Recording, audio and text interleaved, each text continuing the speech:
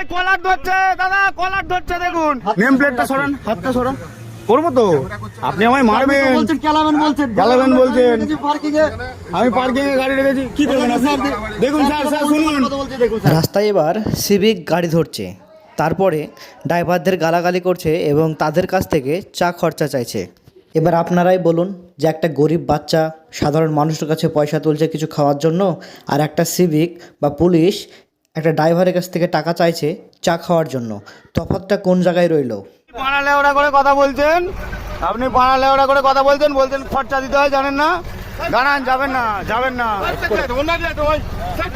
কৃষি যন্ত্র মেশিন যাচ্ছে তো, কৃষি যন্ত্র না, ওরা ওরা আবার সামনে ভ্যান দিয়ে ঝামেলা করবে। দাঁড়ান, যাবেন না, দাঁড়ান। তো গালাগাল দিল, গালাগালটা কে দিচ্ছিল? যাচ্ছেন কেন? যাচ্ছেন কেন? কোন অফিসার আছে দেখবো, কথা বলবো অফিসার। রাস্তায় পুলিশের গাড়ি দাঁড় করিয়ে পুলিশ বা সিভিকরা যদি পথচারীদের কাছে এভাবে টাকা তোলে, তাহলে যদি বিপদে পড়ে তাহলে ওরা ভরসা করবে কাকে? কোন অফিসার আছে? কি অফিসার? এই কলার ধরছে দাদা, কলার ধরছে দেখুন। কি করবেন?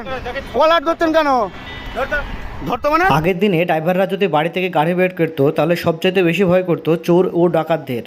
আর বর্তমান সময়ে যদি বাড়ি থেকে গাড়ি বের করে তাহলে 10 বার চিন্তা করে যে পুলিশ কোন কোন জায়গায় গাড়ি ধরবে বা কি কি ফাইন করতে পারে এই নিয়ে। তার যদি সমস্ত পেপার ঠিকঠাকও থাকে তারপরও তার কাছে চেয়ে বসে থাকে যে চা খরচার জন্য, যেমন এই ভিডিওতে এমনটাই হয়েছে।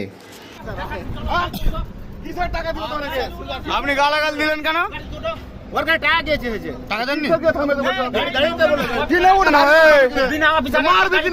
তুমি কলার ধরে মারতে যাচ্ছ কেন?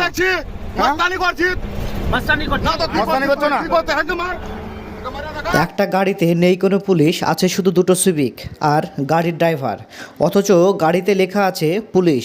আবার পুলিশের গাড়ির ড্রাইভার হুমকি দিচ্ছে তোমাকে ছাড়বো না। তোমাকে আজকে এসপি থেকে সব থেকে বুঝিয়ে দেবো। সিভিকের গাড়ি ধরার পারমিশন কে দিয়েছে তোমাকে আজকে বুঝিয়ে দেবো। আমি এসপি অফিসে ফোন করছি। ডিজেল পেট্রোলের যা দাম, তারপরেও কিন্তু সেই তুলনামূলক গাড়ির ভাড়া নেই, তবুও রাস্তায় ওদেরকে আতঙ্কের মধ্যে দিয়ে চলতে হয়। তারপরও আইন রক্ষকের সামনে যদি এরকম কথা কাটাকাটি হয় তাহলে ন্যায্য বিচার ওরা কোথায় পাবে? অত্যাচার দাদা, ধান কাটা মেশিন গুলো, কৃষি যন্ত্র মেশিন ধান কাটতে যাবে, এরা মেরে ফেলছে, মেরে ফেলছে।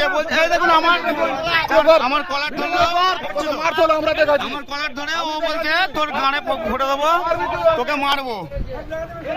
আমাকে মারছিলেন, মারুন না, এবার মারুন, এবার মারুন। আপনি মারছিলেন তো, আমার ফোনে রেকর্ড আছে, তোমাকে বলেছি। আমার ফোনে গালাগাল দিয়ে বলছেন ওর ফোনটা কেড়ে নে, তো শালাকে মার, ছোড়ের বাচ্চাকে মার, সব রেকর্ডিং আছে আপনার কথা। যদিও সিভিক ভলেন্টিয়ারের একটু পাওয়ার কম, তাই সে কারণে ওরা কাউকে গালি দিয়ে ওদের রাগটা কমায়। আপনি খুব গালাগাল দিচ্ছিলেন ওখানে, না? আপনি খুব গালাগাল দিচ্ছিলেন, খরচা দিতে হবে আমাকে, সব রেকর্ডিং আছে।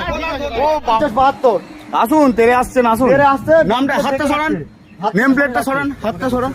করবো তো, আপনি আমায় মারবেন বলছেন, চালাবেন বলছেন। পুলিশের গাড়ি সেই ড্রাইভারদেরকে ধাওয়া করে, তারপরে ওদেরকে দাঁড় করায়, দাঁড় করানোর পরে বলে যে তোদেরকে কেলাবো। গাড়ি জগতে ড্রাইভারদের সঙ্গে যদি এরকম ব্যবহার করে এরা, তাহলে এদের সাথে ওনারা কিরকম ব্যবহার করবে? আমি পার্কিং এ গাড়ি রেখেছি, কি করবেন স্যার? দেখুন স্যার, শুনুন, দেখুন স্যার, আপনি কথা বলুন না। আপনাদের এসপি অফিসে ফোন লাগিয়ে দিত, আপনাদের ওপর মহলে ফোন লাগিয়েছে তো, আপনি কথা বলুন। পশ্চিমবাংলায় যত গাড়ি চালক আছে, 2 চাকা থেকে 4 চাকা, যত চাকায় হোক না কেন, পশ্চিমবাংলায় যদি গাড়ি চালিয়ে থাকে কেউ বলতে পারবে না যে আমি গাড়ি চালিয়ে শান্তিতে আছি। নেম প্লেটটা ঢেকে রেখেছেন কেন? নেম প্লেটটা ছাড়ুন। তোমাদের কাছে আমার একটা অনুরোধ রইল, তোমরা ভিডিওটি শেয়ার করে দেবে যাতে উপর মহল পর্যন্ত পৌঁছায়, কারণ নিচ মহলের কর্মকাণ্ড যেন উপর মহলে দেখতে পায়।